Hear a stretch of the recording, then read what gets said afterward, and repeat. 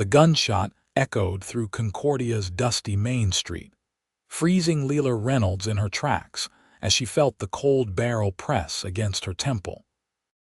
It was supposed to be an ordinary Tuesday in 1876, a day for running errands and perhaps stopping by the seamstress to discuss a new dress, not becoming an unwilling accomplice in the most daring bank robbery Montana Territory had ever witnessed.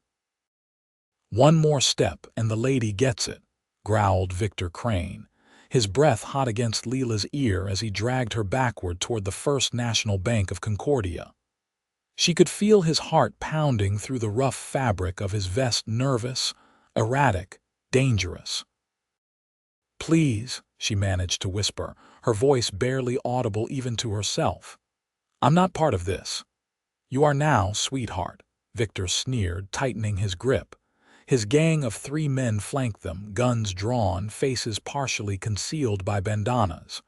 "You're my insurance policy."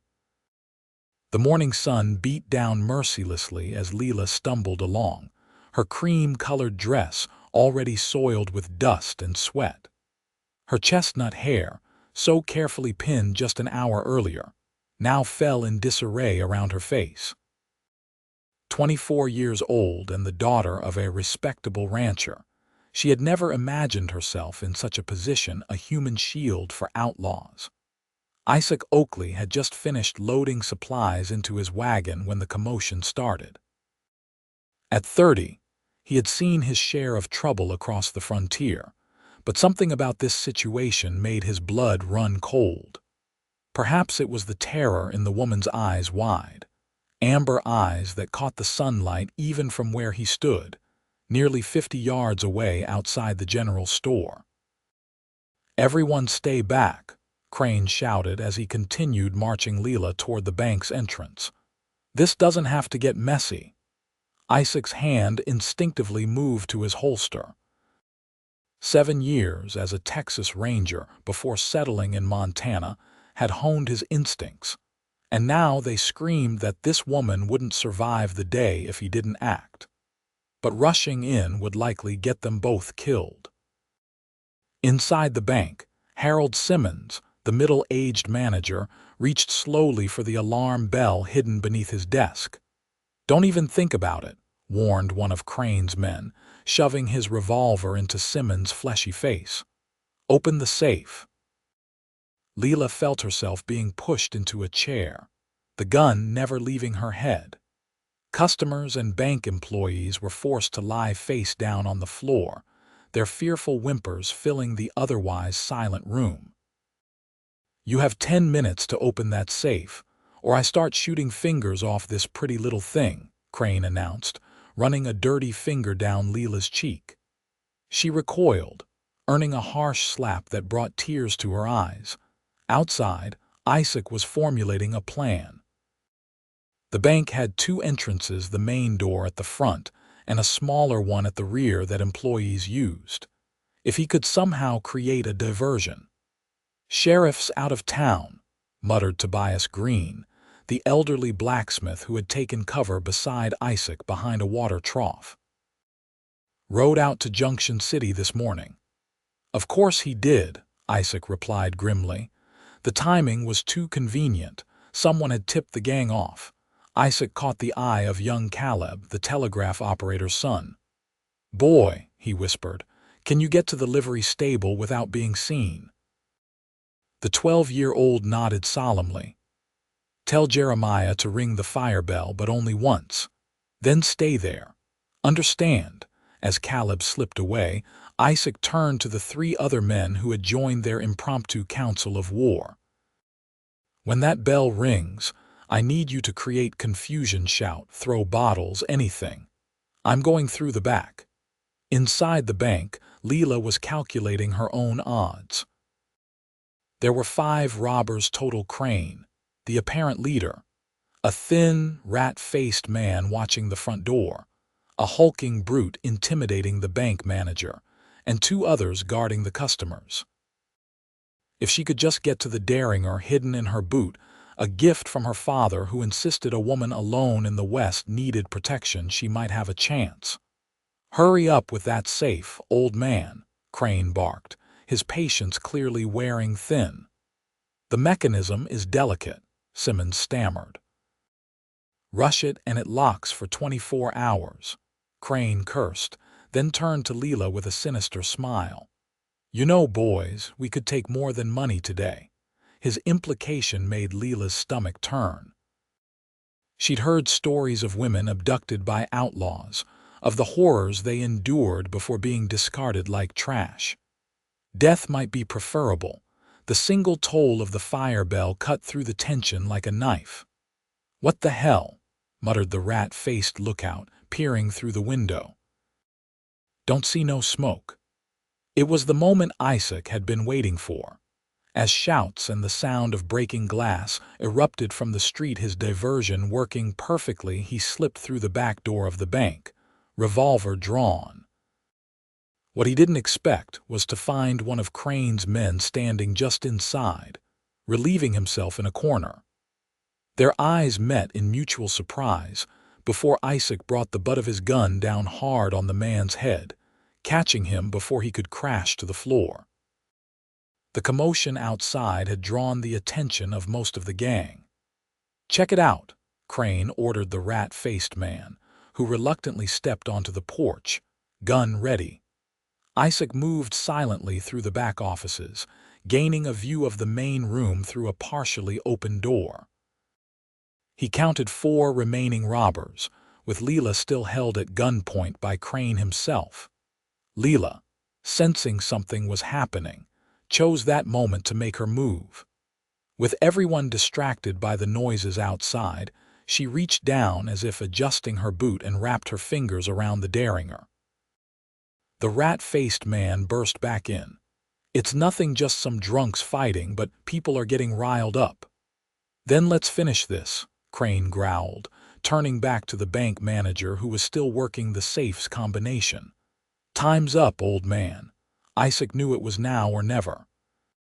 He kicked the office door fully open and fired in one fluid motion, hitting the hulking brute in the shoulder. As the bank erupted in chaos, customers screaming and robbers returning fire, Isaac rolled behind a desk. Lila seized her opportunity.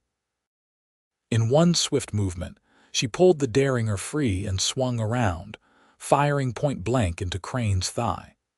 He howled in pain and rage, his gun discharging into the ceiling as he stumbled backward. Isaac emerged from cover, dropping another robber with a well-placed shot to the arm. "Everyone down," he shouted over the mayhem.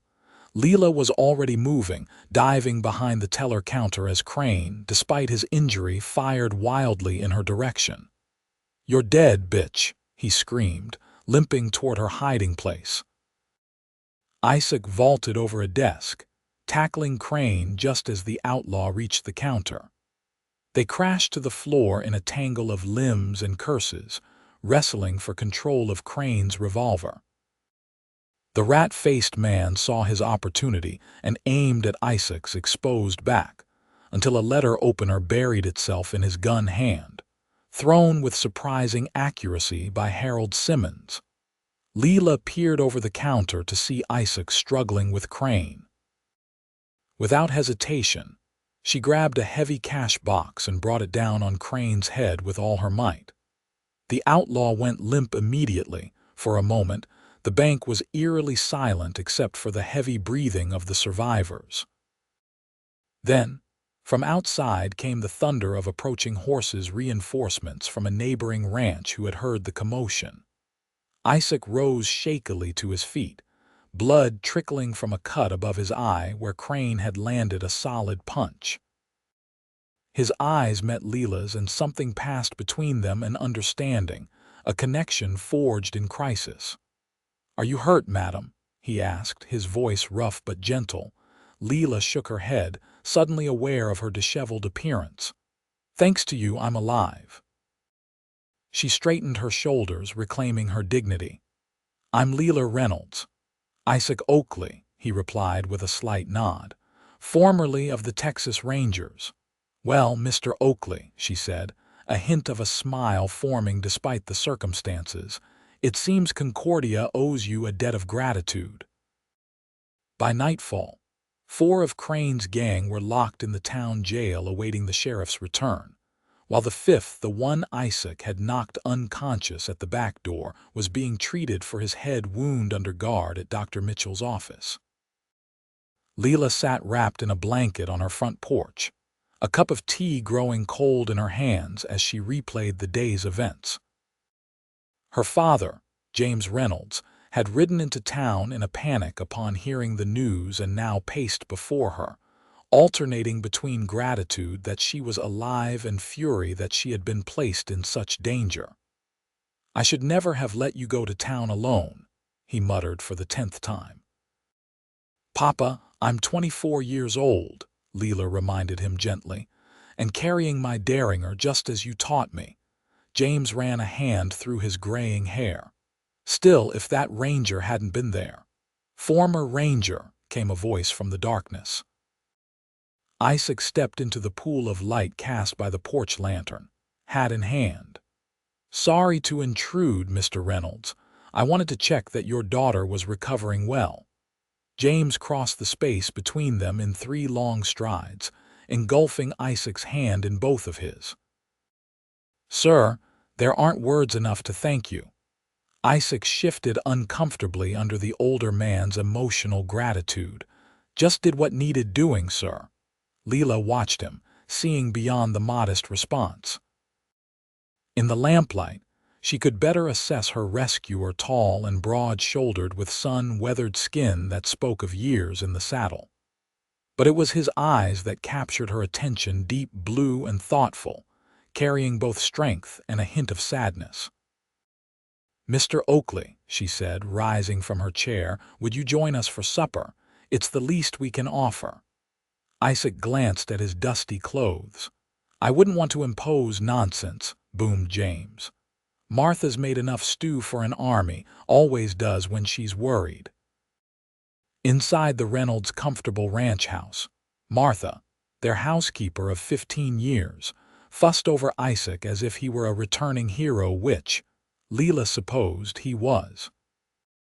The table was laden with beef stew, fresh bread, and preserved peaches, comfort food for a day that had been anything but comfortable.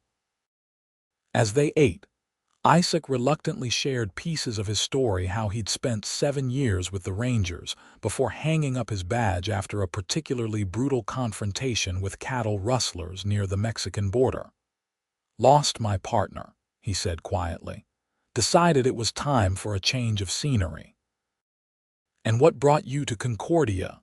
Lila asked. "Heard Montana was a good place for a man looking to start fresh.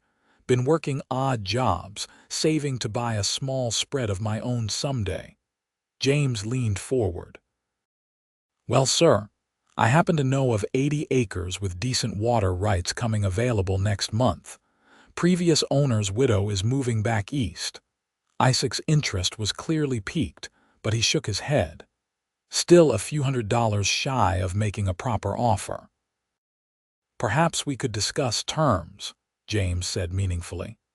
"I've been looking to expand my grazing range, but that particular plot would work better as an independent operation. Might be able to work something out." Lila watched the exchange with interest.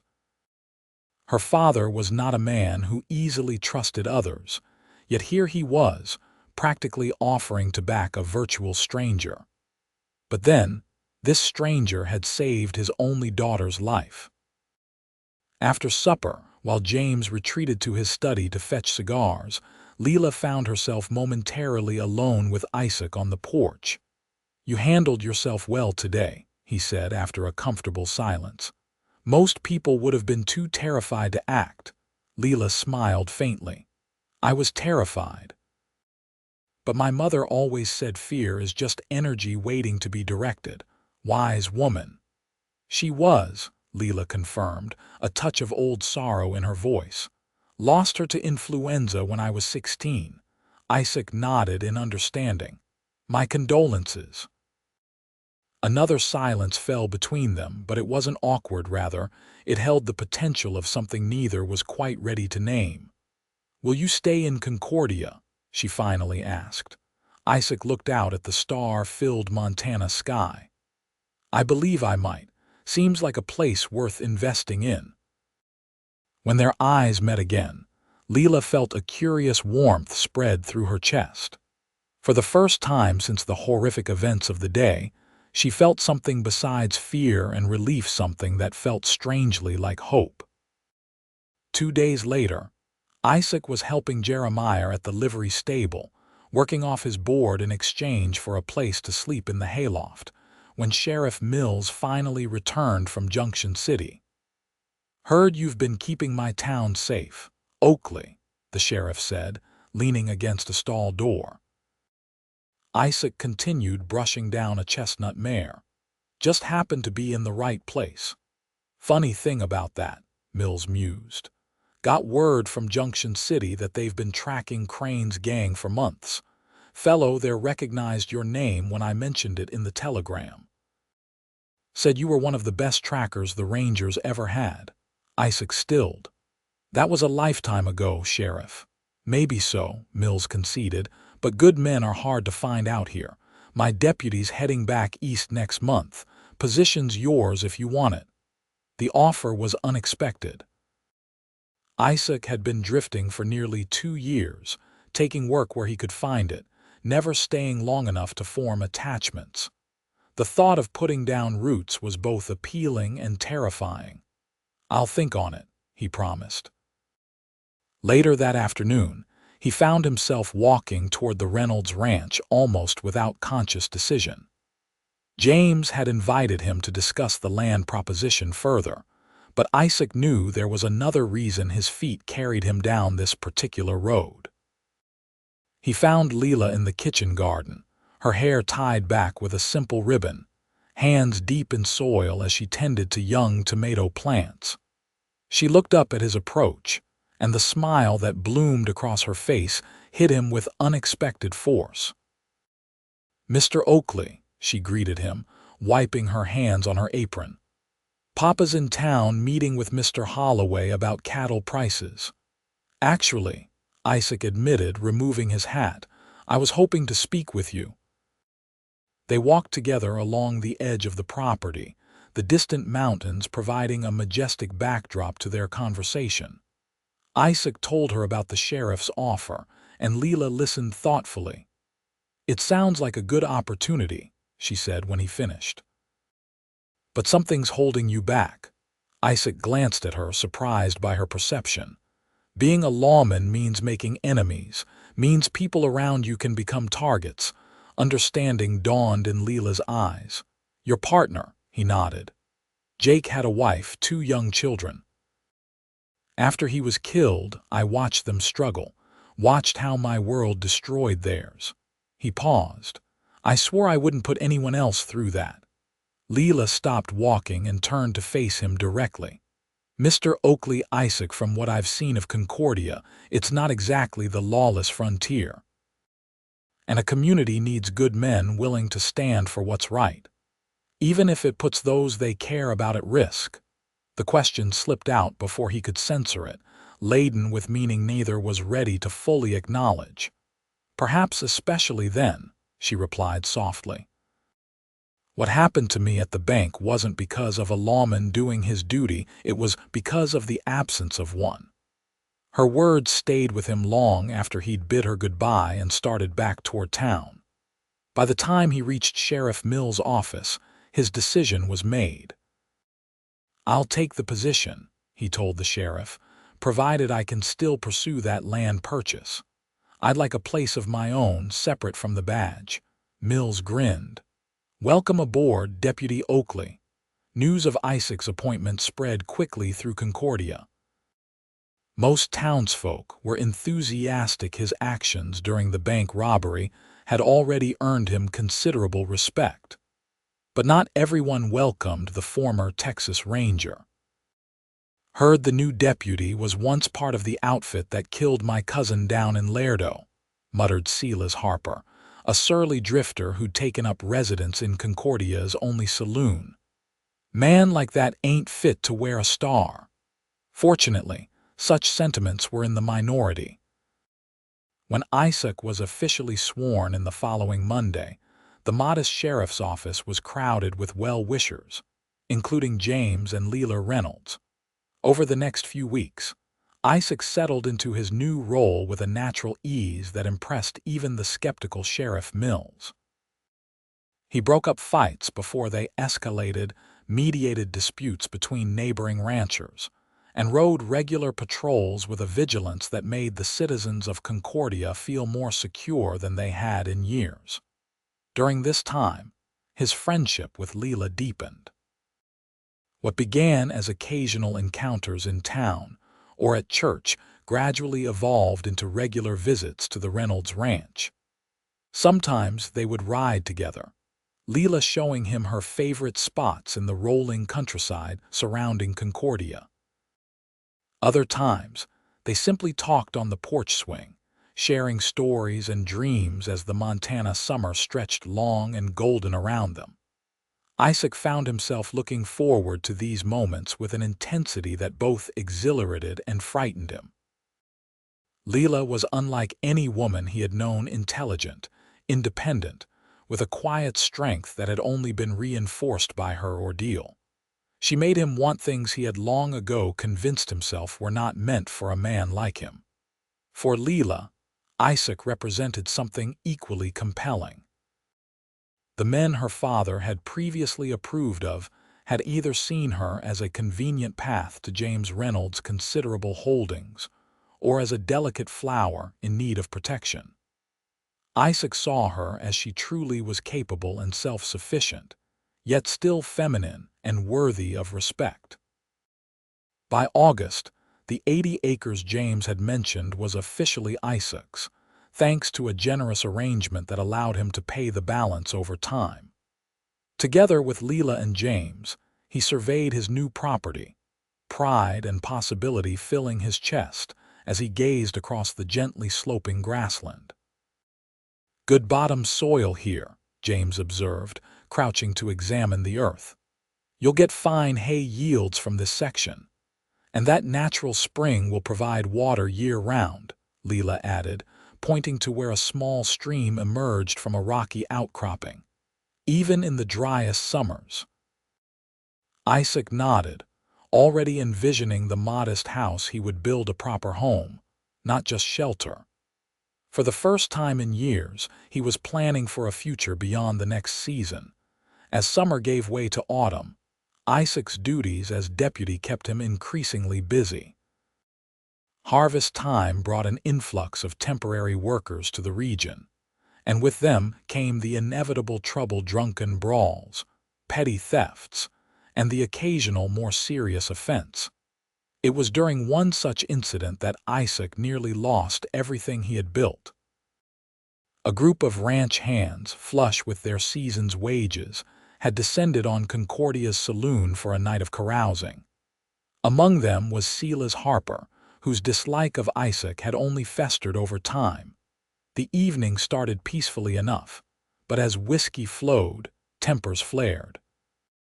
By midnight, a dispute over a card game had escalated to drawn weapons. Isaac, making his nightly rounds, heard the commotion and entered the saloon just as chairs were being overturned and patrons scrambling for cover. "That's enough," he called out, hand resting on his holster but gun still sheathed. "Take it outside or cool it down." Most of the men backed off, respecting the badge if not the man. But Harper, eyes gleaming with alcohol and old hatred, kept his pistol trained on his opponent. "Stay out of this, Ranger," he slurred. "This cheating bastard owes me $20. "Put the gun down, Harper," Isaac said evenly. "Whatever the dispute, we can settle it without bloodshed." For a moment, it seemed Harper might comply. Then, with alarming speed, he swung his weapon toward Isaac. "Like you settled things with my kin." Isaac drew and fired in one fluid motion, years of training taking over before conscious thought. Harper's bullet whistled past his ear as the man crumpled, Isaac's shot catching him in the shoulder. The saloon fell silent except for Harper's pained cursing. Isaac holstered his weapon and moved to check the wounded man. "Someone fetch Dr. Mitchell," he ordered, pressing a bar towel against Harper's bleeding shoulder, "and tell the sheriff what happened." By morning, the facts were clear to anyone who cared to listen. Multiple witnesses confirmed that Isaac had fired only after Harper turned his weapon on him. Sheriff Mills officially ruled the shooting justified, and Dr. Mitchell reported that Harper would make a full recovery, though his arm might never regain its full strength. None of this prevented the spread of whispers. "Told you he was trigger happy," some murmured. "Once a killer, always a killer." Isaac tried to ignore the talk, but it aided him nonetheless. The incident had brought back memories he'd fought hard to suppress: the weight of his revolver, the acrid smell of gunpowder, the sickening moment when a man fell by his hand.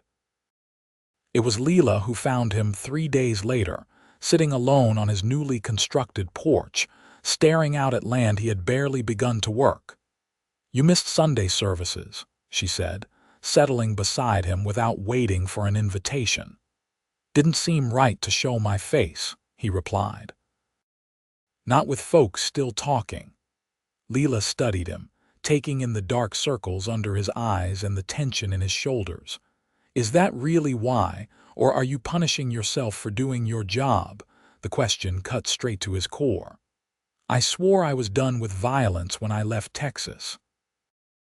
"You protected yourself and everyone in that saloon," she countered. "The man drew on you, Isaac." "This time," he said grimly, "but there will be other times, other Harpers. That's the reality of wearing this."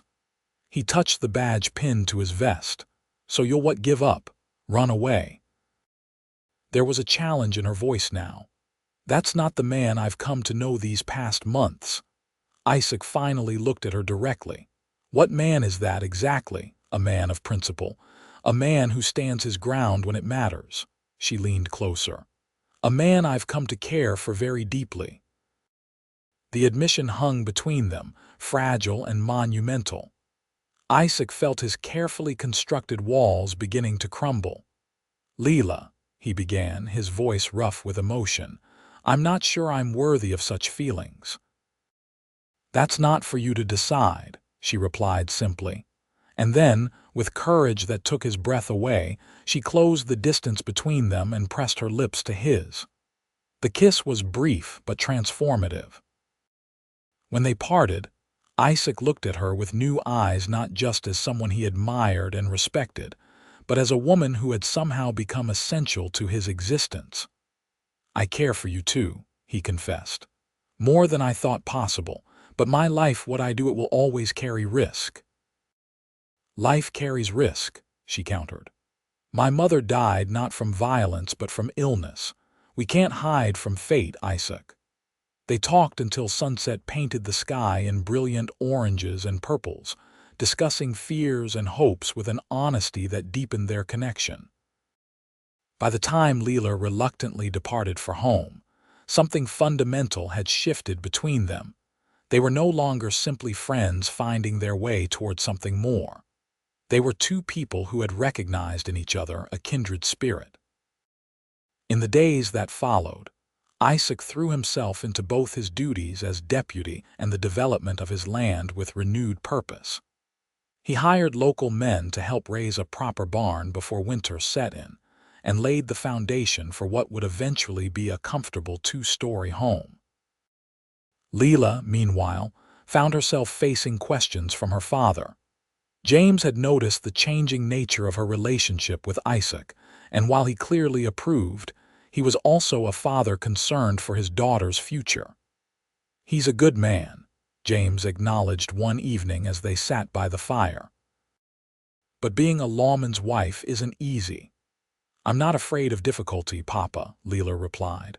"Besides, he's building something separate from the badge, a legacy that could sustain a family." James smiled knowingly. "So you've thought about a family with him?" Lila blushed but didn't deny it.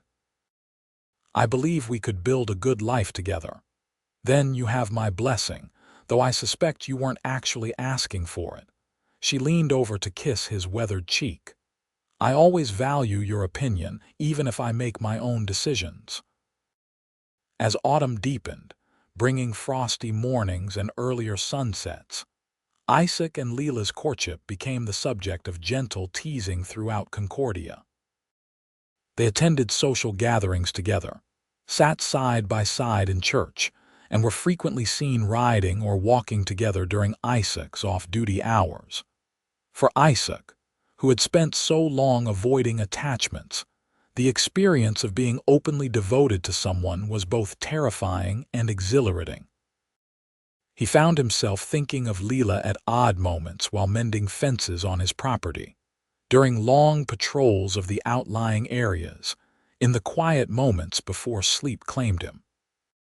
He began carrying his mother's ring, a simple gold band with a small diamond that had somehow survived years of being packed and unpacked as he moved from place to place. The right moment to offer it hadn't yet presented itself, but he wanted to be prepared when it did. That moment nearly slipped away forever in early November, when a bitter cold snap heralded the approach of what promised to be a harsh winter. Isaac and Sheriff Mills had received word that a band of thieves was operating in the region, targeting isolated homesteads while the men were away. They decided to split their patrol routes to cover more ground, with Isaac taking the northern sector that included several remote properties. The day was already fading when Isaac spotted smoke rising from the direction of the widow Lawson's small farm. The elderly woman lived alone since her son had moved to California, and Isaac knew she would be vulnerable if the thieves had targeted her property. He urged his horse forward, a sense of foreboding growing as he approached and saw not the orderly curl of chimney smoke but the thick, black billows of a structure fire. The small cabin was already engulfed, flames licking hungrily at the dry timber. "Mrs. Lawson," he shouted, dismounting and rushing toward the burning building. "Evelyn!" A weak cry from the adjacent root cellar caught his attention. He found the widow trapped beneath a heavy shelf that had fallen, likely as she tried to seek shelter from whoever had set the fire. "Oh, thank the Lord," she gasped as he carefully lifted the shelf. "They said they'd burn me out if I didn't tell them where my Harold's old strongbox was kept." "Who, Mrs. Lawson? How many were there?" "3 men," she whispered as he helped her to her feet. One had a terrible scar across his throat. They rode off toward town not 10 minutes ago. Isaac's blood ran cold. Concordia was largely unprotected with both him and Sheriff Mills out on patrol. And today was Wednesday Bank Day, when Lila always visited town to deposit the ranch's weekly proceeds and handle correspondence. "Can you ride?" he asked the widow urgently. Despite her age and the shock of her ordeal, Evelyn Lawson was made of stern frontier stock. "Since before I could walk properly," she assured him. He helped her onto his horse. "Head straight for the Reynolds ranch, it's closest. Tell them to send men to town immediately." "What about you?" Isaac was already checking the load in his revolver. "I'm going to cut across Barrow's Ridge. If I push hard, I might reach town before those men do." The ridge was treacherous and good, whether a narrow trail along a steep hillside that shaved nearly 4 miles off the journey to Concordia. In the fading light, with frost already forming on the ground, it was a gamble with death. Isaac took it without hesitation. The thought of Lila potentially crossing paths with these vicious thieves drove him forward, even as his horse stumbled on the uneven terrain and loose rocks clattered dangerously into the ravine below. By the time he reached the outskirts of Concordia, twilight had given way to true darkness. The town seemed peaceful at first glance, lanterns glowing in windows, smoke rising from chimneys, the distant piano from the saloon playing a jaunty tune. Then he heard the gunshot. Isaac spurred his exhausted horse toward the sound, which had come from the direction of the bank. As he rounded the corner onto Main Street, the scene that greeted him confirmed his worst fears. 3 mounted men were outside the bank, one holding a torch that illuminated the terrified faces of hostages being herded from the building. And there among them, her amber eyes wide with a fear that cut Isaac to the quick, was Lila. One of the men, the one with the horrific scar tissue visible even in the uncertain light, had her by the arm. "Anyone follows us, she dies first," he announced to the gathering crowd of concerned citizens. Isaac assessed the situation with the cold clarity of experience. The 3 men were well armed and clearly desperate. A direct confrontation would almost certainly result in casualties, possibly including Lila.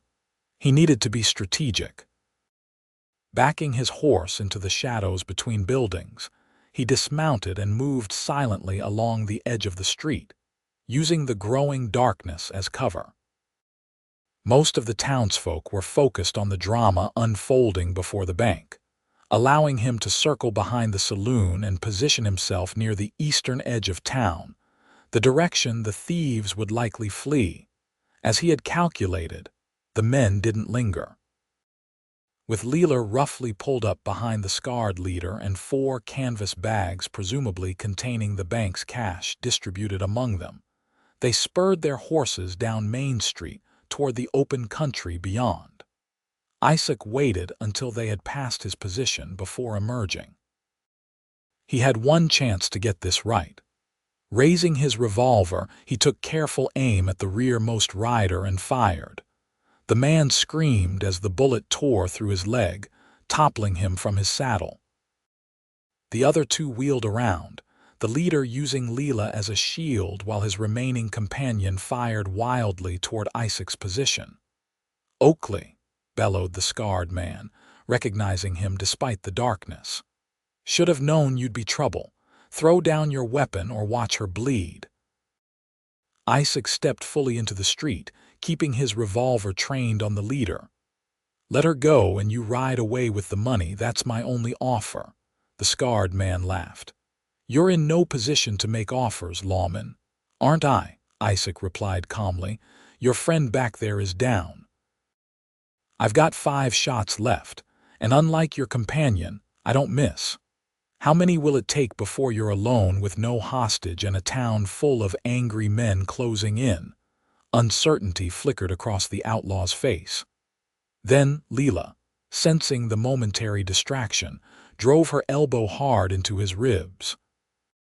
The man grunted in pain, his grip on her loosening just enough for her to slide partially off the horse. She hung precariously, still caught by her dress, as Isaac seized the opportunity and fired again. His bullet found the second rider's shoulder, sending the man reeling. The scarred leader, now truly alone, made a desperate choice. He released Lila, letting her fall roughly to the ground, and spurred his horse forward, directly toward Isaac. Time seemed to slow as Isaac stood his ground, waiting until the charging horse was almost upon him, before diving to the side and firing upward. The bullet caught the outlaw under the chin, throwing him backward off his mount in a spray of dark blood. The sudden violence and silence that followed was broken by the thunder of approaching hooves. James Reynolds and a dozen ranch hands, responding to Widow Lawson's message and arriving just moments too late for the confrontation. Isaac barely registered their arrival. He was already rushing to where Lila lay motionless on the hard-packed dirt of the street. "Lila," he breathed, gathering her gently into his arms. "Lila, please." Her eyes fluttered open, dazed but focusing on his face. "Isaac, did you get them?" Relief washed over him so powerfully that he nearly wept. "They're taken care of." "Are you hurt?" She winced as she tried to move. "Just bruised, I think. They came in just before closing, knew exactly when to find the most money." By now, James had dismounted and was kneeling beside them, his face ashen. "Thank God," he murmured, touching his daughter's cheek, when Evelyn Lawson rode in with news of armed men heading to town. Sheriff Mills arrived moments later, quickly taking charge of the two wounded outlaws while Dr. Mitchell was summoned to attend to Lila and the injured bank teller who had unwisely attempted to resist the robbery. Later that night, with Lila safely home and resting under Martha's watchful care, Isaac and James sat on the Reynolds porch, sharing a bottle of whiskey neither man typically indulged in. "She could have been killed," James said, his voice hollow. "But she wasn't," Isaac replied, though the same thought had been tormenting him for hours. "She's stronger than either of us gives her credit for." James studied him in the lantern light. "You love her." It wasn't a question, but Isaac answered nonetheless, "With everything I am." "And the badge? After today, I'm turning it in," Isaac interrupted firmly. "I've seen enough violence for several lifetimes. My land needs attention, and if Lila will have me, I intend to build something that will outlast both of us there." James nodded slowly. "I think that's wise. And I think my daughter would be a fool to refuse you, though I've never known her to be foolish." 2 days later, with his resignation officially tendered to a reluctant Sheriff Mills, Isaac stood once more on the porch of his half-built home. This time, however, he wasn't alone in his contemplation of the future. Lila, still moving gingerly from her bruises but otherwise recovered, stood beside him, her hand clasped in his. "Are you certain about leaving the deputy position?" she asked. "You were good at it." "Too good, perhaps," he replied. "It brought back parts of myself I'd rather leave behind." He turned to face her fully. "I want to build, Lila, not enforce. Create, not control," she smiled, understanding in her eyes. "And what will you build, Isaac Oakley?" He reached into his pocket and withdrew the small ring that had traveled so far with him. "With your help, everything that matters." The tears that filled her eyes were answer enough even before she whispered, "Yes." They were married on Christmas Eve in Concordia's small church, with snow falling gently outside the windows and evergreen boughs scenting the air. Lila wore a dress of deep blue velvet that matched Isaac's eyes, while he stood tall in his first ever store-bought suit, looking simultaneously uncomfortable and more content than anyone could remember seeing him. Sheriff Mills served as best man, while Martha, who had helped raise Lila after her mother's death, stood as matron of honor. Even Widow Lawson was there, her arm still in a sling but her spirits high as she pronounced them, a match made by Providence itself. As the new year of 1877 dawned, the Oakleys settled into the rhythm of building a life together. The house grew room by room a spacious kitchen where Lila experimented with recipes handed down through generations. A study lined with the books Isaac had never before had space to properly display. Bedrooms that waited hopefully for the family they both wanted to create. By spring, they had added a small herd of cattle and several fine horses to the property. Isaac discovered that he had a knack for breeding stock, while Lila revealed a previously untapped talent for managing the business side of their growing ranch. Their wedding night had been a revelation for both of them, Isaac finding in Lila's arms the peace that had eluded him for so long, and Lila discovering that love could transform physical connection into something transcendent. They approached each other with tenderness and passion in equal measure, learning the language of each other's bodies as thoroughly as they had come to understand each other's hearts. In June, just as the wildflowers painted the Montana prairie in a riot of colors, Lila shared news that completed Isaac's journey from rootless drifter to man firmly anchored in life. "Dr. Mitchell confirms it," she told him as they sat on their porch swing watching the sunset. "We'll welcome a child around Christmas." Isaac's hand trembled as he placed it over her still flat stomach. "A baby," he whispered, awe and fear mingling in his voice. "Our baby." "Are you happy?" she asked, a rare note of uncertainty in her voice. He gathered her close, pressing his face into her hair to hide the tears that threatened. "Happier than I ever thought possible. Happier than I deserve to be." "You deserve every happiness," she corrected him firmly, "and so much more." As summer gave way to autumn once again, Isaac found himself watching Lila with increasing wonder. Her body changed, growing round with their child, and she bloomed in a way that took his breath away. The young woman who had faced down bank robbers with courage and quick thinking was now preparing to face motherhood with the same determination. They spent long evenings planning for the future, what they would name the child: James for a boy, after her father; Elizabeth for a girl, after his mother; how they would expand the house as their family grew, the values they wanted to instill in their children. "I want them to know both strength and kindness," Lila said one night as she sorted through baby clothes sent by well-wishers in town. "To understand that real courage often looks like gentleness."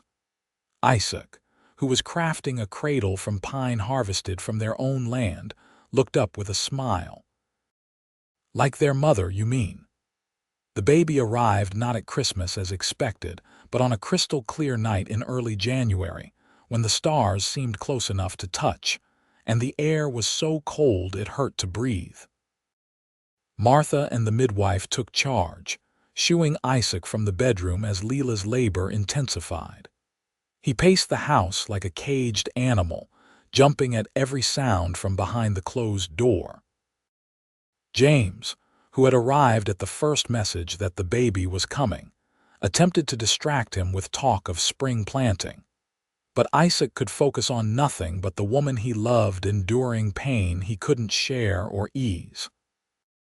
After what seemed like days but was in reality just over 12 hours, Martha emerged, tired but beaming. "You have a son, Mr. Oakley," she announced. "A strong, healthy boy with his mother's chin and, unless I'm mistaken, your eyes." Isaac stood frozen, overwhelmed by emotions he couldn't name. "And Lila," exhausted but well, "she's asking for you." The sight that greeted him when he entered their bedroom would stay with him for the rest of his life. Lila, her hair damp with sweat but her eyes bright with triumph and love, cradling a small bundle wrapped in the quilt her mother had made for her own birth. "Come meet your son," she said softly. Isaac approached as if in a dream, lowering himself carefully onto the edge of the bed. Lila tilted the bundle, revealing a tiny face still red and wrinkled from the journey into the world. As if sensing his father's presence, the baby's eyes opened unfocused but unmistakably blue. "James Isaac Oakley," Lila murmured. "Welcome to the world." Isaac reached out a trembling finger, amazed when his son's impossibly small hand closed around it with surprising strength. In that moment, the last shadows of his former life, the violence, the rootlessness, the fear of connection, were banished completely by the perfect, pure love he felt for this new life and the woman who had given it to him. "Thank you," he whispered, leaning forward to kiss first his son's forehead and then his wife's lips. Lila smiled tiredly. "For what?" "For saving me," he replied simply. "For giving me a home when I didn't believe I deserved one." Spring came early that year, bringing with it new growth and possibilities. Little James thrived, filling the Oakley home with his lusty cries and, as the weeks passed, his first smiles and coos. Isaac discovered that years of handling weapons had given him surprisingly deft fingers for changing diapers, while Lila found that motherhood, far from limiting her world, had expanded it in ways she hadn't anticipated. On a particularly fine April morning, with wildflowers again carpeting the prairie and their son napping peacefully in his cradle, Isaac led Lila to the eastern edge of their property. "I've been saving this surprise," he told her, gesturing to where several men were at work on a new structure. "James helped me arrange it while you were focused on the baby." Lila shielded her eyes against the sun. "What is it?" "A schoolhouse," he explained proudly. "Small now, but built to grow. We've arranged with the territorial government to send a teacher by next fall." "But James won't be ready for school for years," Lila pointed out, puzzled. "Not just for our James," Isaac explained. "For all the children within riding distance. The Reynolds Ranch hands children, the Lawson grandchildren when they visit, the new families settling north of here." He took her hand. "I want to build more than just a home for us, Lila. I want to build a community." Tears welled in her eyes as she understood the full scope of his vision. "You're creating a legacy." "We are," he corrected gently. "Together." As they stood watching the schoolhouse take shape under the vast Montana sky, Lila leaned her head against Isaac's shoulder, feeling the steady beat of his heart against her cheek. "When I was a little girl," she said thoughtfully, "I used to dream about finding adventure beyond Concordia. I thought it would require traveling to distant places, seeing wonders I'd only read about." "And now?" he asked, wrapping his arm around her waist. She looked up at him, at the face that had become as essential to her as breathing. "Now I know that the greatest adventures happen within us in the risks we take to love, to build, to believe in something larger than ourselves." Isaac pulled her closer, marveling at how this woman, once a stranger he'd rescued from danger, had become the center of his world. "I never thought I'd find peace," he admitted. "After everything I'd seen, everything I'd done, I thought that door was closed to me forever. And now—" He looked at their land spreading out before them, at the home they'd built, thinking of their sons sleeping safely within its walls and the future stretching out with limitless possibility. "Now, I understand that peace isn't the absence of struggle," he said slowly. "It's finding something worth the struggle. It's having someone to share both the battles and the victories." As if to punctuate his words, a cry floated from the open window of their home, little James awakening from his nap with demands that wouldn't wait. Lila laughed, the sound still the sweetest music to Isaac's ears. Speaking of struggles, they walked back to the house hand in hand, the warm spring breeze carrying the scent of new growth and promise. Behind them, the schoolhouse continued to take shape, timber and nails and human effort combining to create something that would serve generations, yet unborn. And in that moment, with their sons' cries growing more insistent and the future spreading before them like an unwritten story, Isaac and Lila Oakley were exactly where they were meant to be, not at the end of an adventure, but in the midst of their greatest one yet. 10 years later, Concordia had grown from a modest settlement to a thriving town, with the Oakley School, as it had come to be known, serving nearly 40 children from the surrounding countryside. Isaac and Lila had added 2 more children to their family, Elizabeth Martha, now 7, with her father's quiet thoughtfulness and her mother's determined spirit, and Thomas James, a rambunctious 4-year-old who kept them all on their toes. The ranch had prospered beyond their initial hopes, with Isaac's breeding program producing horses sought after throughout the territory, and Lila's careful management turning modest profits into significant investments. They had expanded their original acreage, built a larger home to accommodate their growing family, and become pillars of the community they had helped to build. On the anniversary of the bank robbery that had first brought them together, they always took time to reflect on how far they had come and to remember that sometimes the worst moments could lead to the best outcomes if faced with courage and an open heart. "You ever regret it?" Lila asked one such evening as they sat on their porch, watching their children play in the fading light. "Giving up the badge, settling here?" Isaac smiled, the lines around his eyes now from laughter more than hardship. "Not for a single moment," he replied, taking her hand as he had countless times over the years. Every day with you has been a gift I never thought I'd receive. Even when Thomas put frogs in your boots last week, Isaac laughed. Even then. As darkness fell and they called their children in for supper, Isaac paused to look at the life they had created, not just the physical structures and possessions, but the bonds of love and trust that formed the true foundation of their existence. From a drifting ex-lawman with ghosts haunting his steps to a husband, father, and community leader. From a woman used as a disposable shield by desperate men to a wife, mother, and respected businesswoman, they had transformed not just their circumstances but themselves. And as they gathered their family close, secure in the knowledge that they had built something that would endure, Isaac and Lila Oakley understood that the greatest act of courage wasn't facing down armed bandits or surviving a hostage situation. It was opening their hearts to love when fear would have been the easier choice. In the end, that was the true legacy they would leave. Not just the ranch or the school or even their children, but the example of two people who had refused to let the darkness of their past dictate the brightness of their future. Who had, against all odds and expectations, found in each other the courage to build a life defined not by what they were running from, but by what they were running toward together.